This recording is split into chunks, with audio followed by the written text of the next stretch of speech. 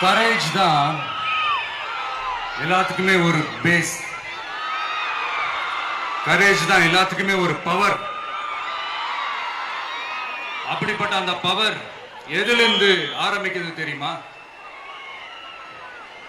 நம்மள under estimate பண்ற நேரத்துல, நம்மள ஒரு ஏளனமா பாக்குற நேரத்துல, நம்ம யாருன்னு ப்ரூவ் பண்ணி காட்டணும்னு ஒண்ணு தோணும். நம்ம யாருன்னு காட்டணும்னு ஒரு உத்வேகம் ஒண்ணு வரும். அப்படி ப்ரூவ் பண்ற அந்த பாயிண்ட் எதுல இருந்து ஸ்டார்ட் ஆகுது தெரியுமா? எந்த விஷயத்துல நம்மள கிண்டலும் கேலியுமா பேசுறாங்களோ அதே விஷயத்தை வச்சு நம்ம அது ஒரு பாசிட்டிவா மாத்துறதுன்னு ஒண்ணு இருக்குல்ல, மாத்துறதுன்னு ஒன்று இருக்குல்ல, அங்கிருந்துதான் அந்த பவரே ஸ்டார்ட் ஆகும். அப்படிப்பட்ட அந்த உண்மையான அந்த பவரை சொல்ற அந்த பாயிண்ட்ல இருந்து ஆரம்பிக்கலாமா? ஏ விஜய், வீட்டை விட்டு வெளியே வா. ஏ விஜய், பணியூர் விட்டு வெளியே வா அப்படின்னு சொல்றவங்களுக்கு என் வீடு எதுன்னு தெரியுமா?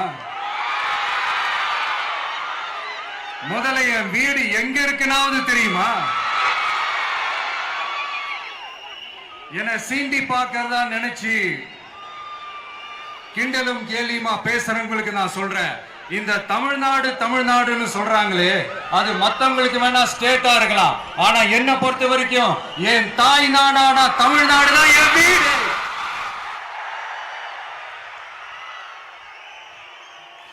என் வீட்டுல மொத்தம் எத்தனை பேர் இருக்காங்க தெரியுமா? 8 கோடி பேர் இருக்காங்க. ஒட்டுமொத்த தமிழ்நாட்டு மக்களும் என் வீட்டு மக்கள், என் குடும்பம், என் உறவு, என் சொந்தம். எனக்கு எல்லாமும் கொடுத்த இந்த 8 கோடி சொந்தங்களுக்கு இனிமே எல்லாமுமா கூட நிக்க போறது இந்த விஜய் மட்டும்தான். தமிழ்நாட்டோட முதல் படை வீரனா, தமிழ்நாட்டோட முதல் பாதுகாவலனா அவங்க கூடவே நிக்கணும்ன்றதுதான் என்னுடைய குறிக்கோள். இன்னைக்கு இந்த விஜய், உங்க விஜய் உங்ககிட்ட ஓட்டு கேட்டு மட்டுமே வரல, உங்ககிட்ட நீதி கேட்டும் வந்திருக்கிற. ஆக்சுவலா உங்களுக்காக நீதி கேட்கறதுக்காக தான் நான் அரசியலுக்கே வந்தேன்.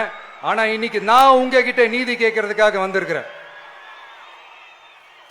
இந்த விஜய் என்னங்க தப்பு பண்ணா? தன்னை நேசிச்ச தன்னுடைய மக்களுக்காக அரசியலுக்கு வந்தான். அது ஒரு தப்பா?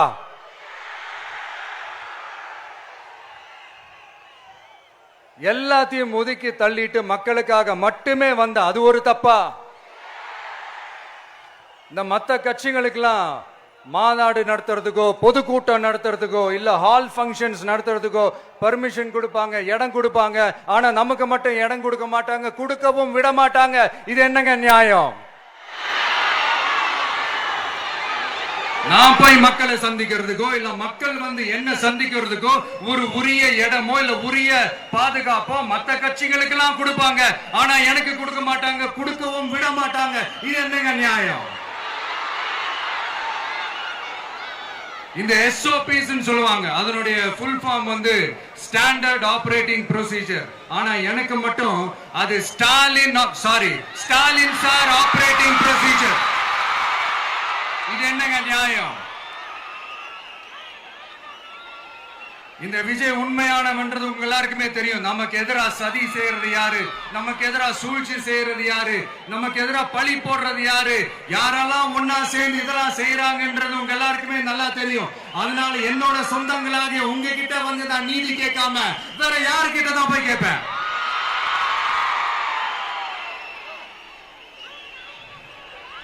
செல்ஃபே எடுக்காத ஒரு கூட்டணி கணக்கு, செல்ஃபே எடுக்காத ஒரு அழக பழைய அரித்மெட்டிக் கணக்கு, இதெல்லாம் வேலைக்கே ஆகாது. ஆணித்தரமா அடிச்சு சொல்றேன். அப்புறம் இந்த காசு கொடுத்து ஓட்டு வாங்கிடலாம்னு கனவு காண்றாங்கல்ல, அதுவும் இந்த விஜய் வந்ததுக்கு அப்புறம் நடக்கவே நடக்காது.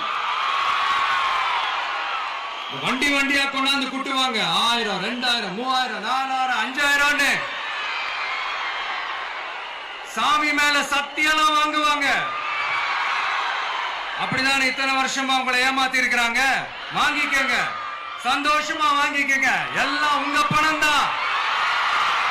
வாங்கிக்கிட்டு அவங்க காதிலே விசில ஊதி அனுப்புங்க. அவங்க செவிலே விசில ஊதி அனுப்புங்க.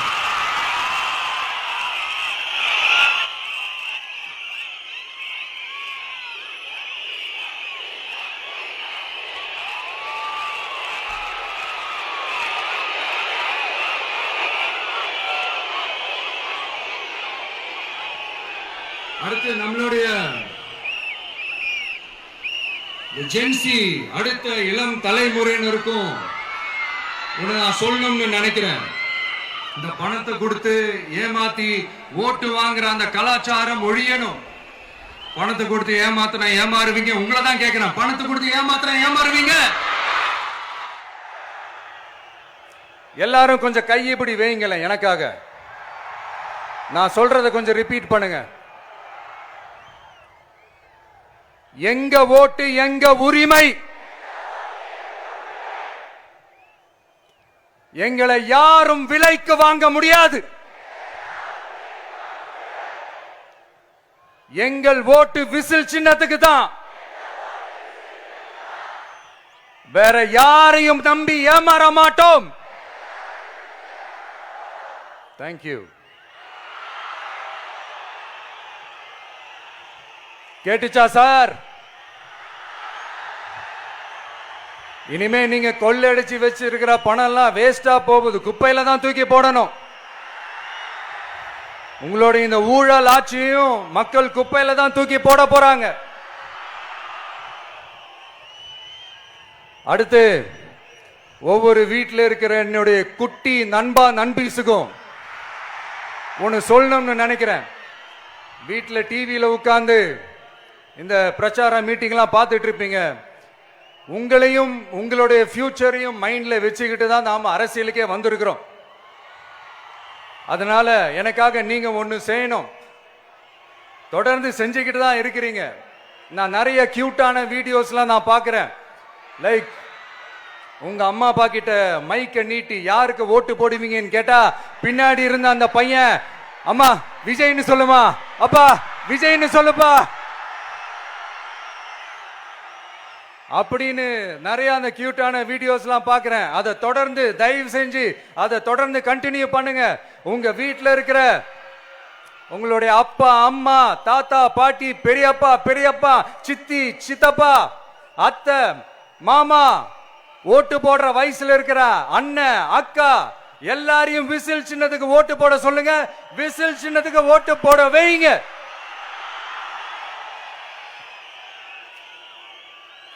இந்த தேர்தல் நெருங்குற இந்த நேரத்தில் பொலிட்டிக்கலா ஸ்பீக்கிங் டு த பாயிண்ட் ஒரே ஒரு விஷயம் நான் சொல்லணும். நாங்க அரசியலுக்கு வந்தது எந்த கட்சியும் ஒழிக்கிறதுக்கோ அழிக்கிறதுக்காகலாம் நாம் அரசியலுக்கு வரல. யார் மேலேயும் தனிப்பட்ட ஒரு வன்மமோ இல்ல தனிப்பட்ட கோபமோ அப்படிலாம் யார் மேலேயும் கிடையாது. இந்த மற்றவங்க மாதிரி இந்த வெறுப்பு அரசியல் பண்றதுக்காகலாம் நாம அரசியலுக்கு வரல. அரசியல் ரீதியா நம்மளுடைய எதிரிகள் யாருன்னு டிக்ளேர் பண்ணிட்டு தேர்தலில் நின்று ஜெயிச்சு மக்களுக்காக எங்களுடைய நன்றி கடனை செலுத்துறதுக்காக தான் நாம அரசியலுக்கே வந்திருக்கோம். Just want to make this clear. அவங்கள கேள்வி கேட்கறதுக்கு முன்னாடி அவங்களுடைய இயலாமையை மறைக்கிறதுக்காக இந்த ஏ டீம் பி டீம் இதெல்லாம் கூட சேர்த்துக்கிட்டு ஒரே விஷயத்த சொல்லி அழுவுறாங்கல்ல. என்னன்னு சொல்லி அழுவுறாங்க? அனுபவம் இல்லாதவங்களால எப்படி ஆட்சி அதிகாரத்தை செய்ய முடியும் அப்படின்னு ஒரே விஷயத்த சொல்லி அழுவுறாங்கல்ல. அந்த அழுகைக்கு நாம ஒரு பதிலடி கொடுக்கணும்ல. மக்களே, நான் உங்களையே கேட்கிறேன், தெரியாம தான் கேட்கிறேன். இந்த அனுபவம் அனுபவம் அனுபவம்னு சொல்றாங்களே, அதிகாரத்தை வச்சு மக்கள் பணத்தை கொள்ளையடிச்சதை தாண்டி வேற ஏதாவது கொம்பு முளைச்ச பெரிய அனுபவம் இவங்களுக்கு இருக்குதா?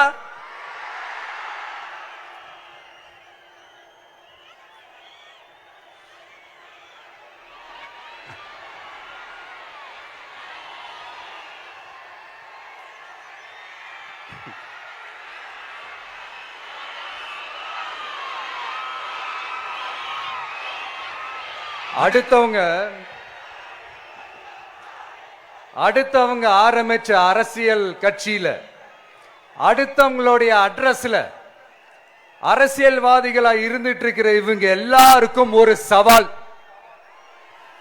என்ன மாதிரி தனியா என்ன மாதிரி சொந்தமா ஒரு கட்சி ஆரம்பிச்சு 1% அட்லீஸ்ட் 1% வாக்கு வாங்கி காட்டுற அந்த தில் இருக்குதா, திராணி இருக்குதா? 30 வருஷமா மக்கள் இயக்கமா இருந்து இன்னைக்கு மிகப்பெரிய ஒரு அரசியல் கட்சியா வளர்ந்து இந்த கூட்டணி கட்சிகள் மட்டுமே நம்பி இருக்கிற 75 வருஷ கட்சி 50 வருஷ கட்சின்னு இன்னைக்கு ஆட்சி அதிகாரத்தில் இருந்துட்டு இருக்கிற இவங்க எல்லாரையும் மீறி இன்னைக்கு களத்துல தனியா நின்னு இந்த 2 வருஷத்துல முதன்மை சக்தியா வளர்ந்து 30% தாண்டி இன்னைக்கு மக்கள் ஆதரவை பெற்றிருக்கிற நமக்கு அனுபவம் இல்லையா? உங்களுடைய அனுபவம் என்னன்னு சொல்லட்டுமா? கட்சி ஆரம்பிச்ச அண்ணாவை மறந்தது, கட்சி ஆரம்பிச்ச எம்ஜிஆர் அவர்களை மறந்தது, கட்சியை வளர்த்த ஜெயலலிதா மேடம் அவங்களை மறந்தது. இவங்க எல்லாரும் சொன்ன விஷயங்கள், பேசின விஷயங்கள், எதையெல்லாம் ஃபாலோ பண்ணணும்னு சொன்ன விஷயங்கள் எல்லாத்தையும் மறந்தது. இவங்களுக்கு நமக்கு அனுபவம் இல்லையா? நமக்கு அனுபவம் இல்லதான். கொள்ளை அடிக்கிறதுலாம் எங்களுக்கு அனுபவம் இல்லதான். அதெல்லாம் எங்களுக்கு சுட்டு போட்டாலும் வராது. இந்த கொள்கையை பேருக்கு மட்டும் வச்சுக்கிட்டு நேரடியா சரண்டர் ஆகிறது, மறைமுகமா சரண்டர் ஆகிறது, இந்த மாதிரி அனுபவம் நமக்கு இல்லதான். அதுவும் நமக்கு சுட்டு போட்டாலும் வராது. மக்களை நேசிக்கிற நல்ல குணம் இருந்தா போதும்யா. நல்ல சூப்பரான ஒரு நல்லாட்சி கொடுக்கலாம். நல்லாட்சி கொடுக்கிறதுக்கு மெத்த படிச்ச மேதாவிகளா இருக்கணும்லாம் ஒன்னும் அவசியம் இல்ல. காமராஜர் அவர்கள் மாதிரியோ எம்ஜிஆர் அவர்கள் மாதிரியோ மக்கள் சக்தியின் துணையால, மக்கள் மேல அக்கறையா இருக்கக்கூடிய நல்ல அதிகாரிகளின் துணையால சூப்பரான ஒரு நல்லாட்சி என்னால கொடுக்க முடியும். செஞ்சு காட்டுறேன்.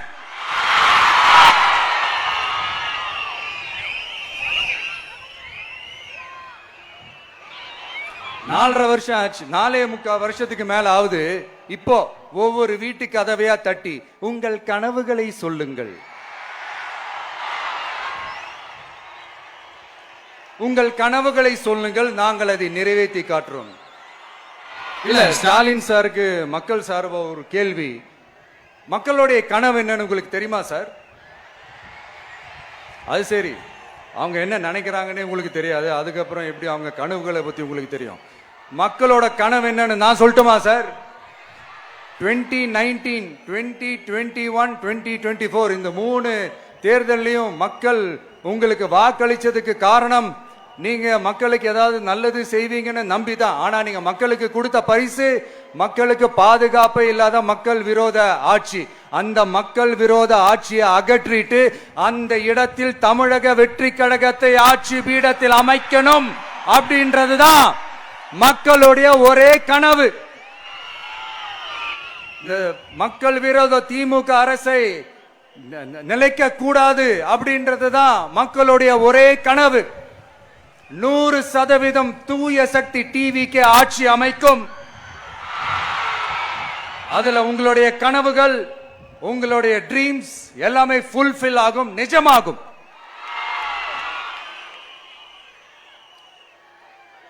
தமிழ்நாடு எப்பவுமே டெல்லிக்கு அவுட் ஆஃப் கண்ட்ரோல் அப்படின்ட்டு ஸ்டாலின் சார் அடிக்கடி சொல்லுவாங்க. ஸ்டாலின் சார் எது எதுலாம் அவுட் ஆஃப் கண்ட்ரோல் இப்ப நான் கொஞ்சம் சொல்லட்டுமா? முதல்ல சட்டம் ஒழுங்கல அவுட் ஆஃப் கண்ட்ரோல், பெண்கள் பாதுகாப்புல அவுட் ஆஃப் கண்ட்ரோல், இளைஞர்கள் வேலை வாய்ப்புல அவுட் ஆஃப் கண்ட்ரோல், மொத்தத்தில் அவரோட ஆட்சியே ஒரு அவுட் ஆஃப் கண்ட்ரோல்.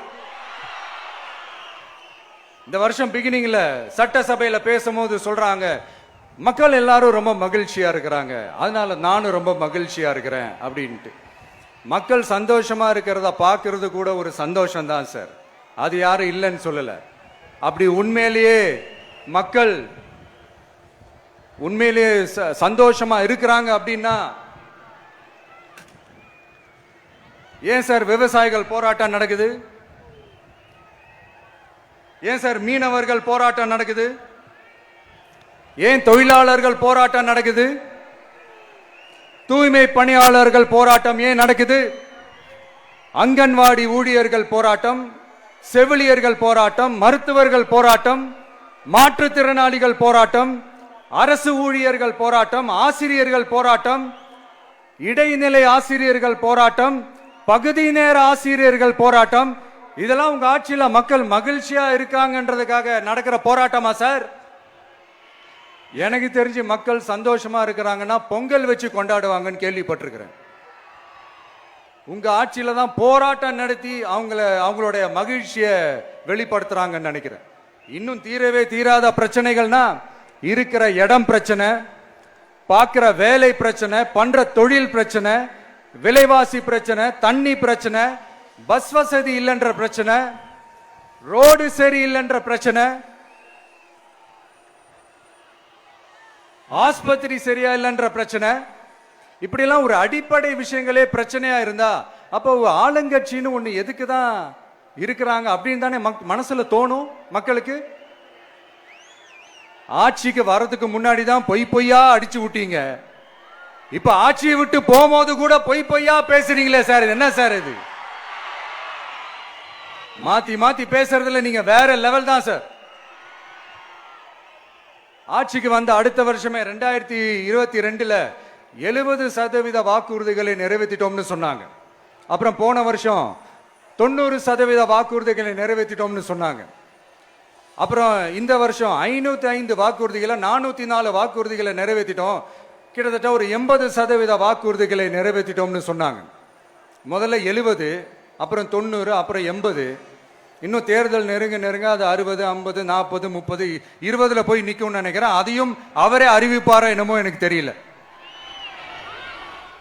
முதல்வர் ஸ்டைல்லையே சொல்லணும்னா, பொய்யிலேயே பிறந்து பொய்யிலேயே வளர்ந்த புலவர் பெருமானே, கொஞ்சம் அத திருத்தி சொல்றேன், புலுகர் பெருமானே. அது இன்னும் பொருத்தமா இருக்கும். அவருடைய அண்ட புழுகு, ஆகாச புழுகு என்ன தெரியுமா? பெண்களுக்கு பாதுகாப்பு தமிழ்நாட்டில் எங்க போனாலும் கொட்டி கிடக்குதான்.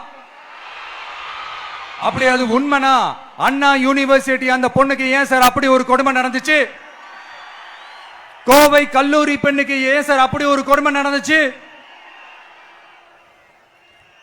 பெண் குழந்தைகள் பாதிக்கப்படுறதா கிட்டத்தட்ட 1000க்கும் மேலான போக்சோ கேசுகள் ஏன் சார் பதிவானுச்சு? போதைப் பொருள் கலாச்சாரம் கண்ட்ரோலே இல்லாம அது பாட்டுக்கு தாறுமாற எங்கேயோ போய்கிட்டு இருக்கு. வயலன்ஸ்லாம் தலைவிரிச்சு ஆடுது. அதுக்கு ஒரு ரீசெண்ட் எக்ஸாம்பிள், அந்த ரயில்வே ஸ்டேஷன்ல அந்த சிறுவர்கள் எல்லாரும் சேர்ந்து செஞ்ச அந்த சம்பவம். சட்டம் ஒழுங்கு சரியா இருந்தா ஏன் சார் இப்படி எல்லாம் நடக்குது? சட்டம் ஒழுங்கு சரியா இருக்கணும்னா முதல்ல தமிழ்நாட்டுக்கு ஒரு டிஜிபி வேணும் சார். எங்க சார் போனார் அவரு? எங்க அவரு?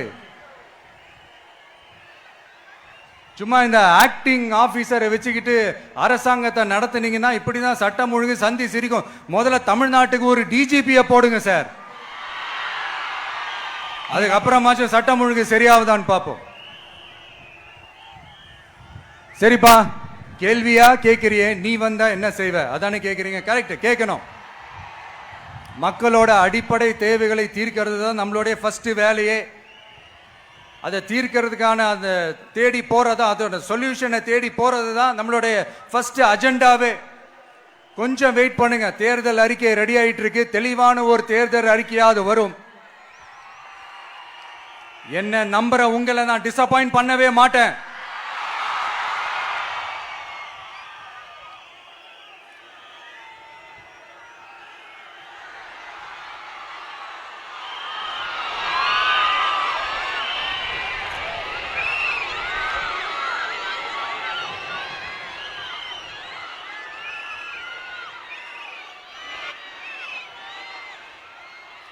இந்த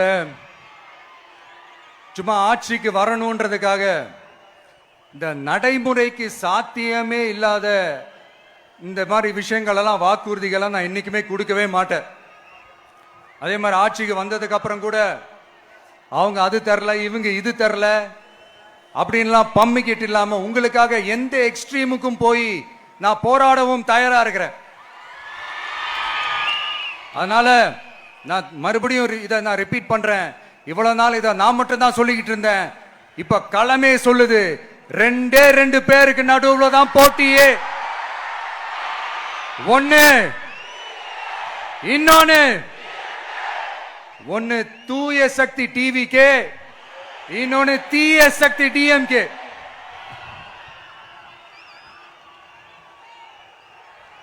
இப்ப நம்ம இந்த எலெக்ஷன் விஷயத்துக்கு வருவோம். விஜய் என்னப்பா இவரை மட்டும் தான் எதிர்க்கிறாரு, இவங்களை எதிர்க்க மாட்டேன்றாரு, அவங்கள பத்தி எதுவுமே சொல்ல மாட்டேங்கிறாரு. இல்ல நான் கேட்கிறேன், இது யாருக்கான எலெக்ஷன்? தமிழ்நாடு சட்டசபைக்கான ஒரு தேர்தல். இப்ப இங்க யார் ஆட்சியில் இருக்கிறா? யாரு பொய்யா வாக்குறுதிகளை கொடுத்த மக்களை ஏமாத்துறது? யாரு மக்கள் விரோத ஆட்சியை நடத்துறது? அப்ப இங்க யாரை அகற்றணும்? இந்த மக்கள் விரோத திமுக அரசை அகற்றணும்னா நம்ம யாரை எதிர்க்கணும்? எதுக்கு தேவையில்லாம பல முறை மக்கள் ஆல்ரெடி டிலீட் பண்ணவங்களை எதுக்கு நம்மளுடைய கான்சென்ட்ரேஷன், நம்மளுடைய டார்கெட் திமுக என்றப்போ டார்க்னஸ் குள்ள எதுக்கு கல்லெறியணும்? இங்க மக்களை விரும்புற விஜய் வேணுமா, இல்ல மக்கள் விரோத ஆட்சி நடத்துற ஸ்டாலின் சார் வேணுமா? அவ்வளவுதான் இந்த தேர்தலே. இதுக்கு நடுவுல வேற யாருமே கிடையாது. புரியுதுங்களா உங்களுக்கு? என் நெஞ்சில் குடியிருக்கும் சேலம் மக்களே,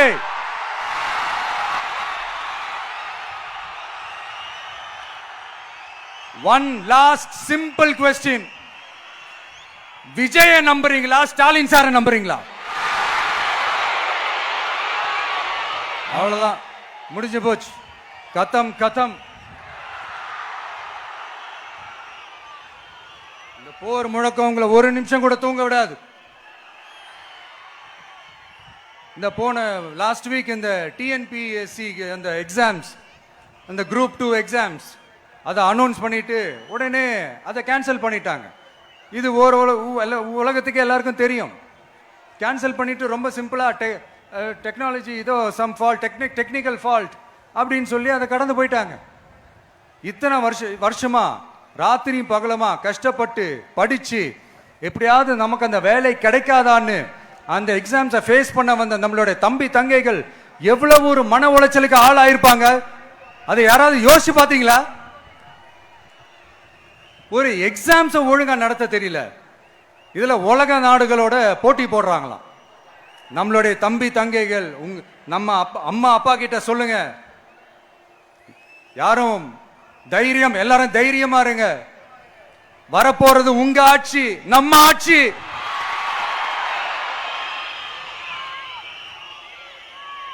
அதனால இந்த மாதிரிலாம் எதுவும் நடக்காம சமூக நீதிக்கான ஒரு நல்ல ஆட்சியை அமைப்போம். இளைஞர்களின் வேலை வாய்ப்புகளை மனசுல வச்சுக்கிட்டு டிரான்ஸ்பரண்டா அதுக்கான ஒரு தீர்வை காணுவோம். நான் விக்கிரவாண்டி மாநாட்டில் பேசும்போது ஒரு பொலிட்டிக்கல் பாம் ஒன்னு சொன்னேன், ஞாபகம் இருக்கா? ஆட்சியிலையும் பங்கு, அதிகாரத்திலையும் பங்குன்னு ஒன்னு சொன்னேன். இப்போ அந்த பொலிட்டிக்கல் பாம் எல்லா கூட்டணியிலையும் வெடிச்சுக்கிட்டு இருக்கு, தாறுமாற வெடிச்சுக்கிட்டு இருக்கு. ஸ்டாலின் சார்லாம் பதறாரு. ஆட்சி அதிகாரத்தில் பங்கெல்லாம் தமிழ்நாட்டில் ஒத்து வராது அப்படின்னு சொல்றாரு. அவங்கள பொறுத்த வரைக்கும் ஜெயிக்கிறதுக்காக மட்டும்தான் கூட்டணி, மற்ற எல்லாத்துக்குமே அவங்க தனி அணி, அவங்க மட்டுமே ஒரே அணி. வெல்வோம் ஒன்றாக, ஆனா வரும் வெல்த் எல்லாம் பார்ப்போம் தனியாக. அந்த வெல்வோம் ஒன்றாக என்றது இதுதான் அந்த சீக்கிரட்டே. புரிய வேண்டியவங்களுக்கு நல்லா புரியும் நினைக்கிறேன். உங்களோட நான் இருக்கேன், நம்மளோட நம்ம மக்கள் இருக்காங்க. இதுக்கு மேல என்ன வேணும்? கான்பிடென்டா இருங்க, நல்லதே நடக்கும், வெற்றி நிச்சயம். மீண்டும் சந்திக்கும் வரை நன்றி, வணக்கம்.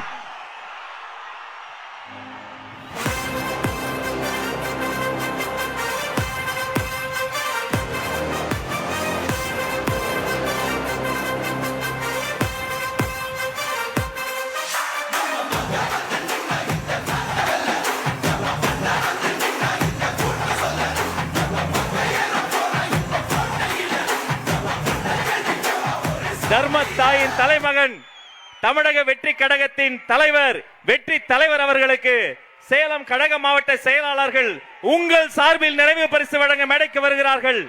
சேலத்து இளம் சிங்கம் தமிழன் பார்த்திபன், வேல் வெற்றிவேல், வீரவேல் வெற்றிவேல், வீரவேல். அவரோடு சேர்த்து வெங்கடேசன், மணிகண்டன், செல்வம், செந்தில்குமார், மோகன், கேசவன் அத்தனை பேரும் சேர்த்து வெற்றி தலைவருக்கு வெற்றி வேலை பரிசளிக்கிறோம்.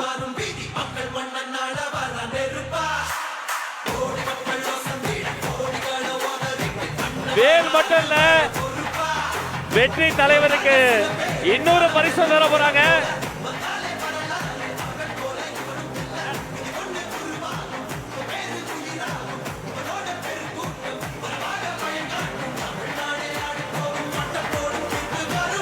வெற்றிவேல், வீரவேல்.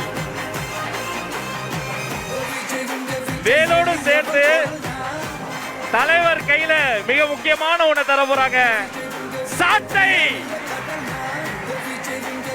தீய சக்தியை வெளுக்க போகும் சாட்டை, தூய சக்தியை படைக்க போகும் சாட்டை, உங்கள் வீட்டு பிள்ளையின் வெற்றி சாட்டை. வீட்டுக்கு வீடு விஜய், தமிழ்நாட்டுக்காக விஜய்.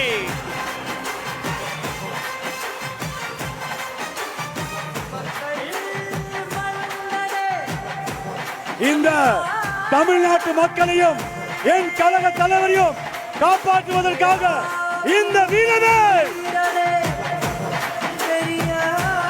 ஊழல் சக்திகளை ஓங்கி அடிக்க சாட்டை விரட்டுவோம், ஊழல் சக்திகளை நல்லாக்கி தருவோம். நன்றி. கழக மாவட்ட செயலாளர்களுக்கு நன்றி.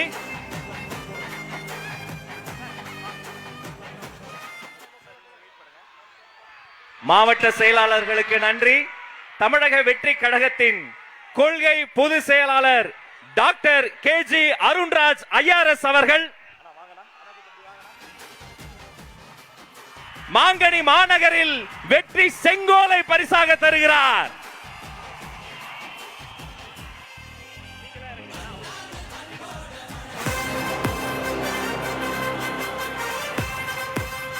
அந்த வெள்ளி செங்கோலோடு சேர்த்து மக்களின் சார்பில் மாங்கனி மாநகரில் மாவட்ட கழக செயலாளர் மக்கள் சார்பில் பொன்னிற செங்கோலையும் தருகிறார். இரட்டை செங்கோல், இரட்டை போர் யானை போல் இரட்டை செங்கோல்.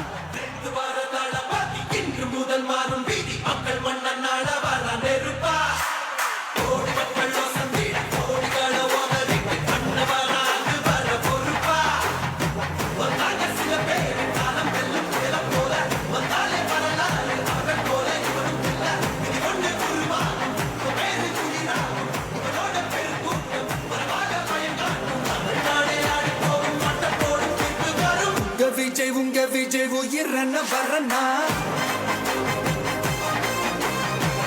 விஜய் உங்க விஜய் எளியவன் குரலா, விஜய் உங்க விஜய் தனியால் இல்ல கடலா, விஜய் உங்க விஜய் எளியவன் குரலா, விஜய் உங்க விஜய் தனியால் இல்ல கடலா, மக்கள் தானே மன்னர்களை உனக்கு காட்ட வரனா.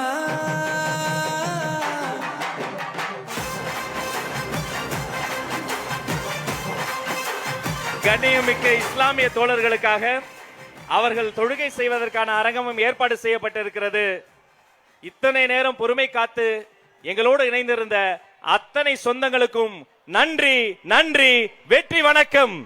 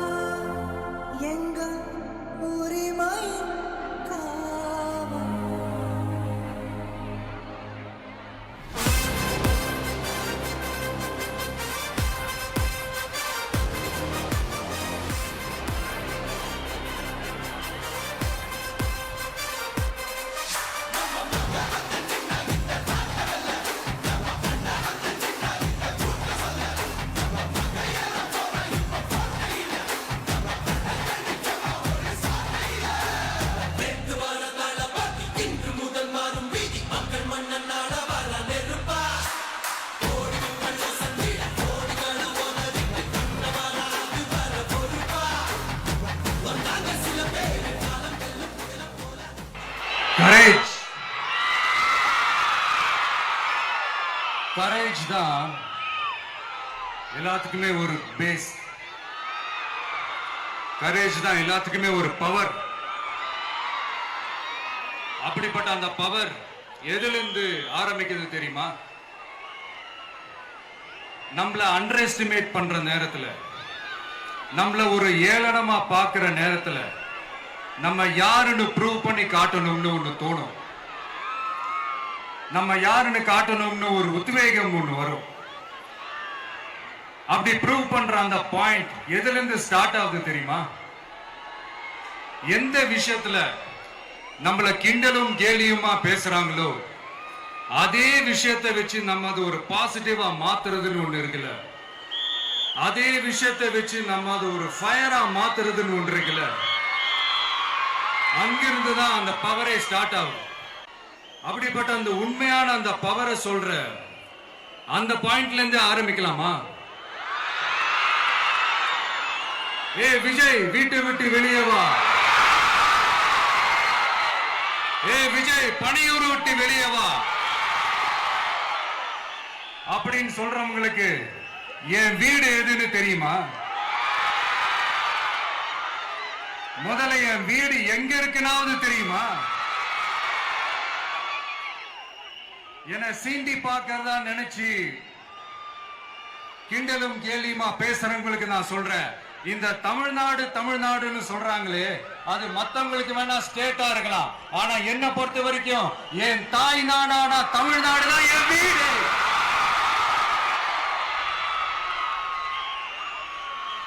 என் வீட்டுல மொத்தம் எத்தனை பேர் இருக்காங்க தெரியுமா?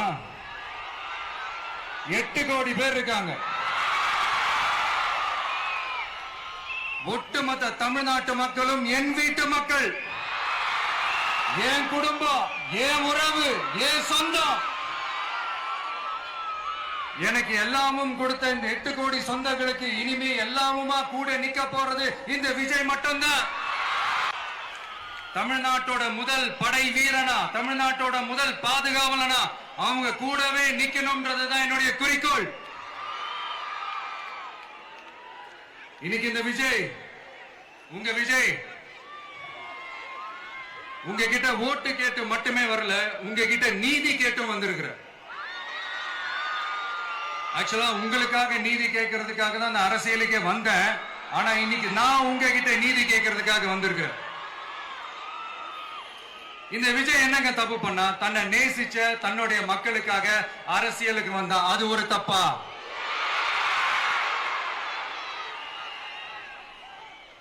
எல்லாத்தையும் ஒதுக்கி தள்ளிட்டு மக்களுக்காக மட்டுமே வந்த அது ஒரு தப்பா? இந்த மத்த கட்சிகளுக்கெல்லாம் மாநாடு நடத்துறதுக்கோ பொதுக்கூட்டம் நடத்துறதுக்கோ இல்ல ஹால் ஃபங்க்ஷன்ஸ் நடத்துறதுக்கோ பர்மிஷன் கொடுப்பாங்க, இடம் கொடுப்பாங்க. ஆனா நமக்கு மட்டும் இடம் கொடுக்க மாட்டாங்க, கொடுக்கவும் விட மாட்டாங்க. இது என்னங்க நியாயம்? நான் போய் மக்களை சந்திக்கிறதுக்கோ இல்ல மக்கள் வந்து என்ன சந்திக்கிறதுக்கோ ஒரு உரிய இடமோ இல்ல உரிய பாதுகாப்போ மத்த கட்சிகளுக்கு எல்லாம் கொடுப்பாங்க. ஆனா எனக்கு கொடுக்க மாட்டாங்க, கொடுக்கவும் விட மாட்டாங்க. இது என்னங்க நியாயம்? இந்த SOPs சொல்லுவாங்க, அதனுடைய ஃபுல் ஃபார்ம் வந்து ஸ்டாண்டர்ட் ஆபரேட்டிங் ப்ரொசீஜர். ஆனா எனக்கு மட்டும் அது ஸ்டாலின் சார் ஆபரேட்டிங் ப்ரொசீஜர். இது என்னங்க நியாயம்? இந்த விஜய் உண்மையானவன்றது உங்க எல்லாருக்குமே தெரியும். நமக்கு எதிரா சதி செய்யறது யாரு, நமக்கு எதிரா சூழ்ச்சி செய்யறது யாரு, நமக்கு எதிரா பழி போடுறது யாரு, யாரெல்லாம் ஒன்னா சேர்ந்து இதெல்லாம் செய்யறாங்கன்றது உங்க எல்லாருக்குமே நல்லா தெரியும். அதனால என்னோட சொந்தங்களாகிய உங்ககிட்ட வந்து நான் நீதி கேட்காம வேற யாருக்கிட்ட தான் போய் கேட்பேன்? செல்ஃபே எடுக்காத ஒரு கூட்டணி கணக்கு, செல்ஃபே எடுக்காத ஒரு அறத பழைய அரித்மேட்டிக் கணக்கு, இதெல்லாம் வேலைக்கே ஆகாது. ஆணித்தரமா அடிச்சு சொல்றேன். அப்புறம் காசு கொடுத்து ஓட்டு வாங்கிடலாம்னு கனவு காண்றாங்கல்ல, அதுவும் இந்த விஜய் வந்ததுக்கு அப்புறம் நடக்கவே நடக்காது. வண்டி வண்டியா கொண்டாந்து குட்டுவாங்க. 1000, 2000, 3000, 4000, 5000 சாமி மேல சத்தியெல்லாம் வாங்குவாங்க. அப்படிதான் இத்தனை வருஷமா உங்களை ஏமாத்தி இருக்கிறாங்க. வாங்கிக்கங்க, சந்தோஷமா வாங்கிக்கங்க. எல்லாம் உங்க பணம் தான். வாங்கிக்கிட்டு அவங்க காதிலே விசில ஊதி அனுப்புங்க. எப்படி? அவங்க செவிலே விசில ஊதி அனுப்புங்க.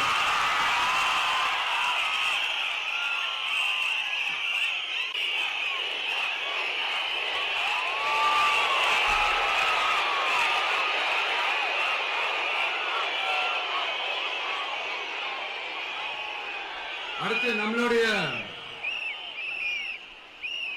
ஜென்சி அடுத்த இளம் தலைமுறையினருக்கும் ஒண்ணு நான் சொல்லணும்னு நினைக்கிறேன்.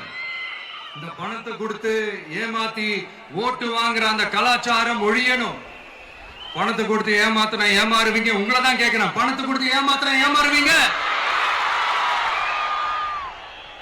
எல்லாரும் கொஞ்சம் கை இப்படி வைங்களேன் எனக்காக. நான் சொல்றதை கொஞ்சம் ரிப்பீட் பண்ணுங்க. எங்க ஓட்டு எங்க உரிமை. எங்களை யாரும் விலைக்கு வாங்க முடியாது. எங்கள் ஓட்டு விசில் சின்னத்துக்கு தான். வேற யாரையும் நம்பி ஏமாற மாட்டோம். தேங்க்யூ. கேட்டுச்சா சார்?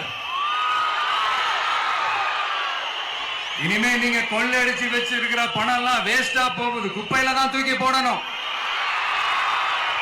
உங்களுடைய இந்த ஊழல் ஆட்சியும் மக்கள் குப்பையில தான் தூக்கி போட போறாங்க.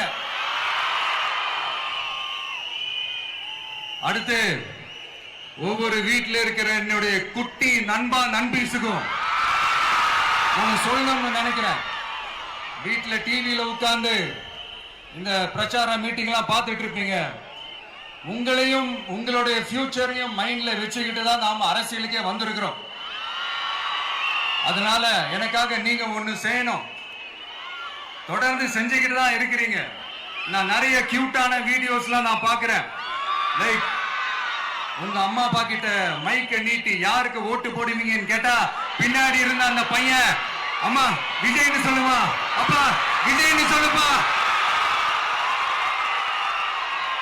அப்படின்னு நிறைய அந்த கியூட்டான வீடியோஸ் எல்லாம் பாக்குறேன். அதை தொடர்ந்து தயவு செஞ்சு அதை தொடர்ந்து கண்டினியூ பண்ணுங்க. உங்க வீட்டுல இருக்கிற உங்களுடைய அப்பா அம்மா தாத்தா பாட்டி பெரியப்பா பெரியப்பா சித்தி சித்தப்பா அத்தை மாமா ஓட்டு போடுற வயசுல இருக்கிற அண்ணன் அக்கா எல்லாரையும் விசில் சின்னத்துக்கு ஓட்டு போட சொல்லுங்க. விசில் சின்னத்துக்கு ஓட்டு போட வைங்க. இந்த தேர்தல் நெருங்கிற இந்த நேரத்தில் பொலிட்டிக்கலா ஸ்பீக்கிங் டு த பாயிண்ட் ஒரே ஒரு விஷயம் நான் சொல்லணும். நாங்க அரசியலுக்கு வந்தது எந்த கட்சியும் ஒழிக்கிறதுக்கோ அழிக்கிறதுக்காகலாம் நாம அரசியலுக்கு வரல. யார் மேலேயும் தனிப்பட்ட ஒரு வன்மமோ இல்ல தனிப்பட்ட கோபமோ அப்படிலாம் யார் மேலேயும் கிடையாது. இந்த மத்தவங்க மாதிரி இந்த வெறுப்பு அரசியல் பண்றதுக்காகலாம் நாம அரசியலுக்கு வரல. அரசியல் ரீதியா நம்மளுடைய எதிரிகள் யாருன்னு டிக்ளேர் பண்ணிட்டு தேர்தலில் நின்று ஜெயிச்சு மக்களுக்காக எங்களுடைய நன்றி கடனை செலுத்துறதுக்காக தான் நாம அரசியலுக்கே வந்திருக்கோம். Just want to make this clear. அவங்களை கேள்வி கேட்கறதுக்கு முன்னாடி அவங்களுடைய இயலாமையை மறைக்கிறதுக்காக இந்த ஏ டீம் பி டீம் இதெல்லாம் கூட சேர்த்துக்கிட்டு ஒரே விஷயத்த சொல்லி அழுவுறாங்கல்ல. என்னன்னு சொல்லி அழுவுறாங்க? அனுபவம் இல்லாதவங்களால எப்படி ஆட்சி அதிகாரத்தை செய்ய முடியும் அப்படின்னு ஒரே விஷயத்த சொல்லி அழுவுறாங்கல்ல. அந்த அழுகைக்கு நாம ஒரு பதிலடி கொடுக்கணும்ல. மக்களே, நான் உங்களையே கேட்கிறேன், தெரியாம தான் கேட்கிறேன். இந்த அனுபவம் அனுபவம் அனுபவம்னு சொல்றாங்களே, அதிகாரத்தை வச்சு மக்கள் பணத்தை கொள்ளையடிச்சதை தாண்டி வேற ஏதாவது கொம்பு முளைச்ச பெரிய அனுபவம் இவங்களுக்கு இருக்குதா?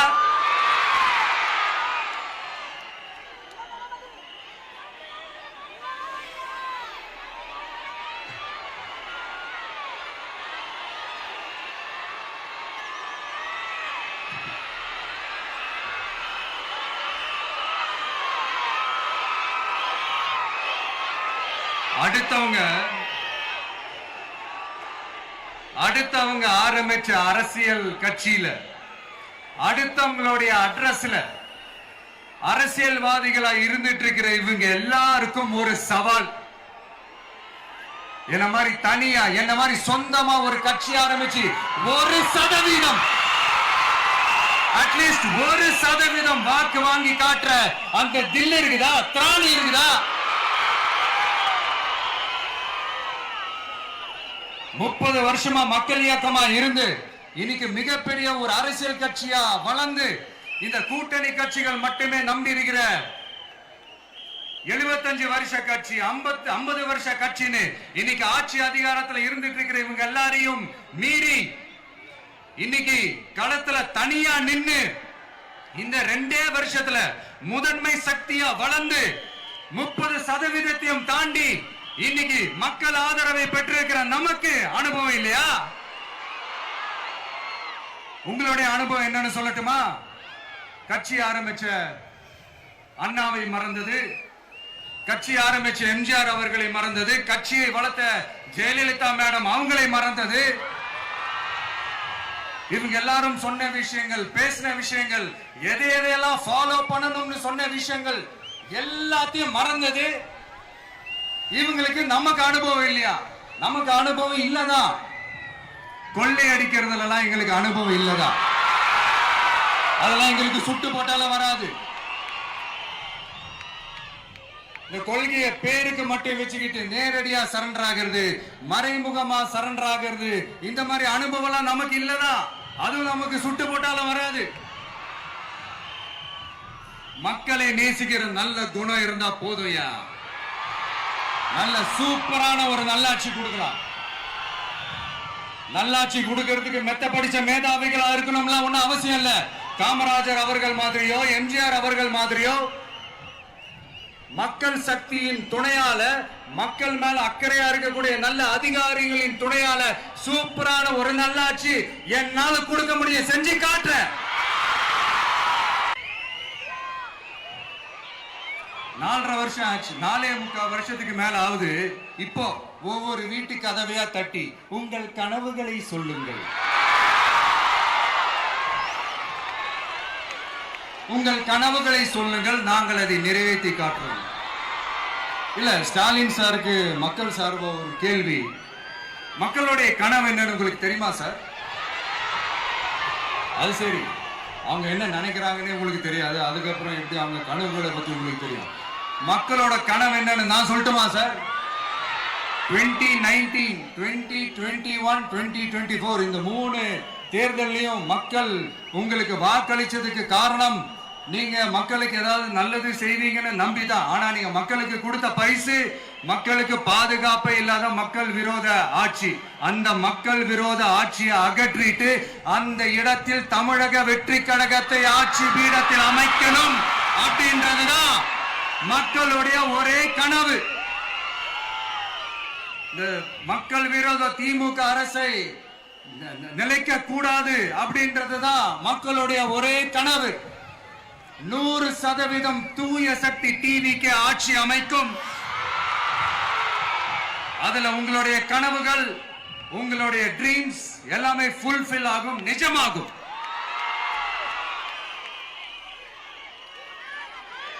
தமிழ்நாடு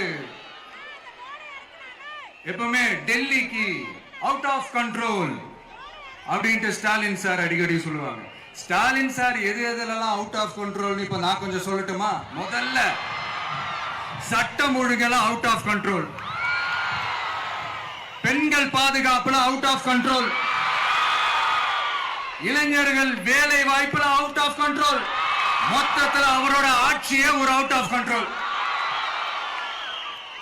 இந்த வருஷம் பிகினிங்ல சட்டசபையில பேசும்போது சொல்றாங்க, மக்கள் எல்லாரும் ரொம்ப மகிழ்ச்சியா இருக்கிறாங்க, அதனால நானும் ரொம்ப மகிழ்ச்சியா இருக்கிறேன் அப்படின்னு. மக்கள் சந்தோஷமா இருக்கிறத பார்க்கிறது கூட ஒரு சந்தோஷம் தான் சார், அது யாரும் இல்லைன்னு சொல்லல. அப்படி உண்மையிலேயே மக்கள் உண்மையிலேயே சந்தோஷமா இருக்கிறாங்க அப்படின்னா ஏன் சார் விவசாயிகள் போராட்டம் நடக்குது? ஏன் சார் மீனவர்கள் போராட்டம் நடக்குது? ஏன் தொழிலாளர்கள் போராட்டம் நடக்குது? தூய்மை பணியாளர்கள் போராட்டம் ஏன் நடக்குது? அங்கன்வாடி ஊழியர்கள் போராட்டம், செவிலியர்கள் போராட்டம், மருத்துவர்கள் போராட்டம், மாற்றுத்திறனாளிகள் போராட்டம், அரசு ஊழியர்கள் போராட்டம், ஆசிரியர்கள் போராட்டம், இடைநிலை ஆசிரியர்கள் போராட்டம், பகுதி நேர ஆசிரியர்கள் போராட்டம், இதெல்லாம் உங்க ஆட்சியில மக்கள் மகிழ்ச்சியா இருக்காங்கன்றதுக்காக நடக்கிற போராட்டமா சார்? எனக்கு தெரிஞ்சு மக்கள் சந்தோஷமா இருக்கிறாங்கன்னா பொங்கல் வச்சு கொண்டாடுவாங்கன்னு கேள்விப்பட்டிருக்கேன். உங்க ஆட்சியில தான் போராட்டம் நடத்தி அவங்களுடைய மகிழ்ச்சியை வெளிப்படுத்துறாங்கன்னு நினைக்கிறேன். இன்னும் தீரவே தீராத பிரச்சனைகள்னா இருக்கிற இடம் பிரச்சனை, பார்க்கிற வேலை பிரச்சனை, பண்ற தொழில் பிரச்சனை, விலைவாசி பிரச்சனை, தண்ணி பிரச்சனை, பஸ் வசதி இல்லைன்ற பிரச்சனை, ரோடு சரி இல்லைன்ற பிரச்சனை, ஆஸ்பத்திரி சரியா இல்லைன்ற பிரச்சனை, இப்படி எல்லாம் ஒரு அடிப்படை விஷயங்களே பிரச்சனையா இருந்தா அப்போ ஆளுங்கட்சின்னு ஒண்ணு எதுக்குதான் இருக்கிறாங்க அப்படின்னு தானே மனசுல தோணும் மக்களுக்கு. ஆட்சிக்கு வர்றதுக்கு முன்னாடி தான் பொய்யா அடிச்சு விட்டீங்க. இப்ப ஆட்சியை விட்டு போகும்போது கூட பொய்யா பேசுறீங்களே சார், என்ன சார் இது? மாத்தி மாத்தி பேசுறதுல நீங்க வேற லெவல் தான் சார். ஆட்சிக்கு வந்த அடுத்த வருஷமே 2022ல 70% வாக்குறுதிகளை நிறைவேற்றிட்டோம்னு சொன்னாங்க. அப்புறம் போன வருஷம் 90% வாக்குறுதிகளை நிறைவேற்றிட்டோம்னு சொன்னாங்க. அப்புறம் இந்த வருஷம் 505 வாக்குறுதிகளை 404 வாக்குறுதிகளை நிறைவேற்றிட்டோம். கிட்டத்தட்ட ஒரு 80% வாக்குறுதிகளை நிறைவேற்றிட்டோம்னு சொன்னாங்க. முதல்ல 70, அப்புறம் 90, அப்புறம் 80. இன்னும் தேர்தல் நெருங்க அது 60, 50, 40, 30, 20ல போய் நிக்கும்னு நினைக்கிறேன். அதையும் அவரே அறிவிப்பாரா என்னமோ எனக்கு தெரியல. முதல்வர் ஸ்டைல்லையே சொல்லணும்னா, பொய்யிலேயே பிறந்து பொய்யிலேயே வளர்ந்த புலவர் பெருமானே, கொஞ்சம் அத திருத்தி சொல்றேன், புலுகர் பெருமானே. அது இன்னும் பொருத்தமா இருக்கு. அவருடைய அண்ட புழுகு, ஆகாச புழுகு என்ன தெரியுமா? பெண்களுக்கு பாதுகாப்பு தமிழ்நாட்டில் எங்க போனாலும் கொட்டி கிடக்குதான். அப்படி அது உண்மைனா அண்ணா யூனிவர்சிட்டி அந்த பொண்ணுக்கு ஏன் சார் அப்படி ஒரு கொடுமை நடந்துச்சு? கோவை கல்லூரி பெண்ணுக்கு ஏன் சார் அப்படி ஒரு கொடுமை நடந்துச்சு? பெண் குழந்தைகள் பாதிக்கப்படுறதா கிட்டத்தட்ட 1000க்கும் மேலான போக்சோ கேசுகள் ஏன் சார் பதிவானுச்சு? போதைப் பொருள் கலாச்சாரம் கண்ட்ரோலே இல்லாம அது பாட்டுக்கு தாறுமாற எங்கேயோ போய்கிட்டு இருக்கு. வயலன்ஸ் எல்லாம் தலைவிரிச்சு ஆடுது. அதுக்கு ஒரு ரீசெண்ட் எக்ஸாம்பிள் அந்த ரயில்வே ஸ்டேஷன்ல அந்த சிறுவர்கள் எல்லாரும் சேர்ந்து செஞ்ச அந்த சம்பவம். சட்டம் ஒழுங்கு சரியா இருந்தா ஏன் சார் இப்படி எல்லாம் நடக்குது? சட்டம் ஒழுங்கு சரியா இருக்கணும்னா முதல்ல தமிழ்நாட்டுக்கு ஒரு டிஜிபி வேணும் சார். எங்க சார் போனார் அவரு? எங்க அவரு? சும்மா இந்த ஆக்டிங் ஆபீசரை வச்சுக்கிட்டு அரசாங்கத்தை நடத்துனீங்கன்னா இப்படிதான் சட்டம் ஒழுங்கு சந்தி சிரிக்கும். முதல்ல தமிழ்நாட்டுக்கு ஒரு டிஜிபியை போடுங்க சார். அதுக்கப்புறமாச்சும் சட்டம் ஒழுங்கு சரியாகுதான்னு பார்ப்போம். சரிப்பா, கேள்வியா கேட்கிறியே, நீ வந்தா என்ன செய்வ அதானே கேட்கறீங்க. கரெக்ட், கேட்கணும். மக்களோட அடிப்படை தேவைகளை தீர்க்கிறது தான் நம்மளுடைய ஃபர்ஸ்ட் வேலையே. அதை தீர்க்கிறதுக்கான அந்த தேடி போறது, அதோட சொல்யூஷனை தேடி போறது தான் நம்மளுடைய ஃபர்ஸ்ட் அஜெண்டாவே. கொஞ்சம் வெயிட் பண்ணுங்க, தேர்தல் அறிக்கை ரெடி ஆயிட்டு இருக்கு. தெளிவான ஒரு தேர்தல் அறிக்கையாவது வரும். என்ன நம்புற உங்களை நான் டிசப்பாயிண்ட் பண்ணவே மாட்டேன்.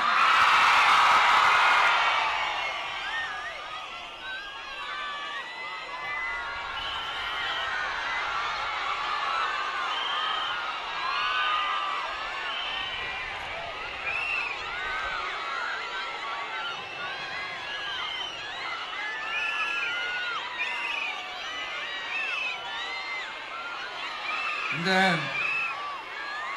சும்மா ஆட்சிக்கு வரணும்ன்றதுக்காக இந்த நடைமுறைக்கு சாத்தியமே இல்லாத இந்த மாதிரி விஷயங்கள் எல்லாம், வாக்குறுதிகளை நான் என்னைக்குமே கொடுக்கவே மாட்டேன்.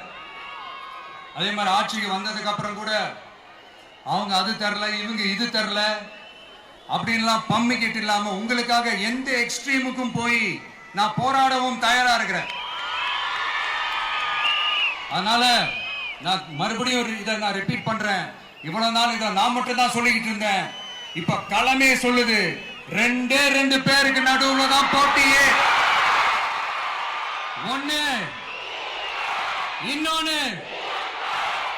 ஒன்னு தூய சக்தி டிவிக்கு, இன்னொன்னு தீய சக்தி DMK.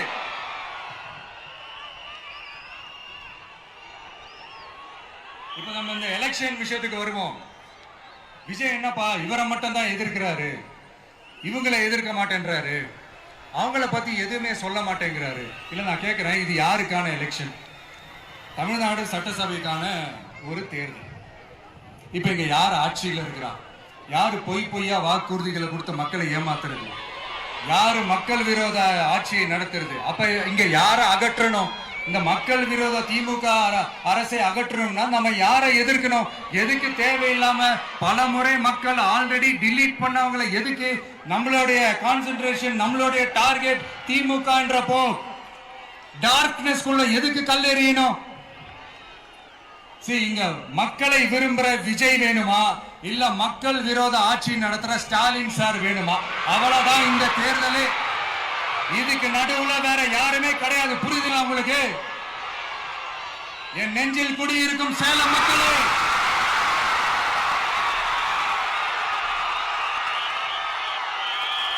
one last simple question.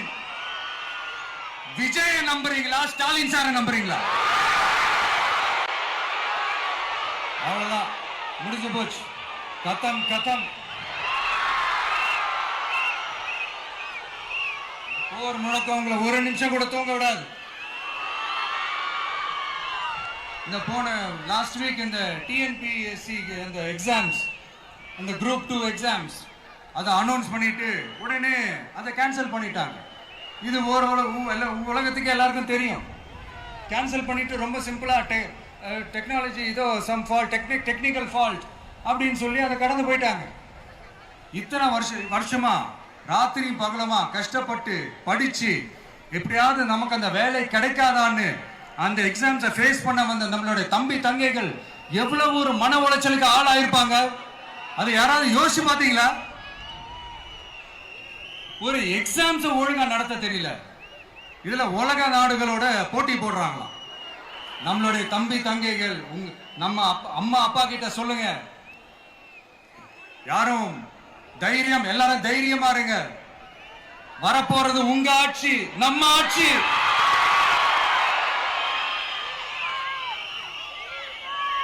அதனால இந்த மாதிரிலாம் எதுவும் நடக்காம சமூக நீதிக்கான ஒரு நல்ல ஆட்சியை அமைப்போம். இளைஞர்களின் வேலை வாய்ப்புகளை மனசுல வச்சுக்கிட்டு டிரான்ஸ்பரண்டா அதுக்கான ஒரு தீர்வை காணுவோம்.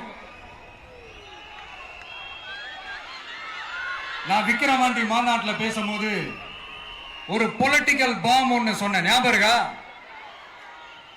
ஆட்சியிலையும் பங்கு, அதிகாரத்திலையும் பங்குன்னு ஒன்னு சொன்னேன்.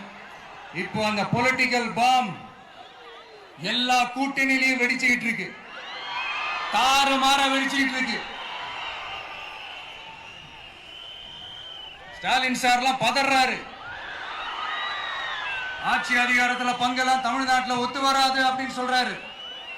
அவங்கள பொறுத்த வரைக்கும் ஜெயிக்கிறதுக்காக மட்டும்தான் கூட்டணி, மற்ற எல்லாத்துக்குமே அவங்க தனி அணி, அவங்க மட்டுமே ஒரே அணி. வெல்வோம் ஒன்றாக, ஆனா வரும் வெல்த் எல்லாம் பார்ப்போம் தனியாக. அந்த வெல்வோம் ஒன்றாக என்றது இதுதான் அந்த சீக்கிரட்டே. புரிய வேண்டியவங்களுக்கு நல்லா புரியும் நினைக்கிறேன். உங்களோட நான் இருக்கேன், நம்மளோட நம்ம மக்கள் இருக்காங்க. இதுக்கு மேல என்ன வேணும்? கான்பிடென்டா இருங்க, நல்லதே நடக்கும், வெற்றி நிச்சயம். மீண்டும் சந்திக்கும் வரை நன்றி, வணக்கம்.